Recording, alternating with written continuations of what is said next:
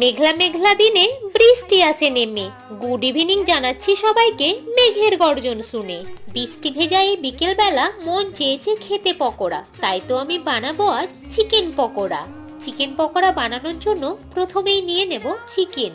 এরপর চিকেনের মধ্যে পেঁয়াজ কুচি, ধনেপাতা কুচি, কাঁচা লঙ্কা কুচি, আদা পেস্ট, রসুন পেস্ট, গোটা জিরে, ধনে গুঁড়ো, কাশ্মীরি লঙ্কা গুঁড়ো, নুন, হলুদ, বেকিং পাউডার, কর্নফ্লাওয়ার, বেসন, ডিম এইগুলো দিয়ে সবগুলো একসাথে মেখে নেব।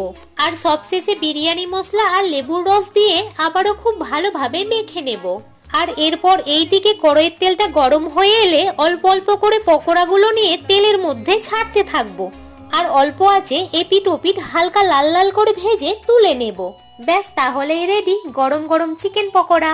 বৃষ্টি ভেজা বিকেল বেলা যদি এমন চিকেন পকোড়া পাই তাহলে মনটা আনন্দে ফুরফুরে হয়ে যায়।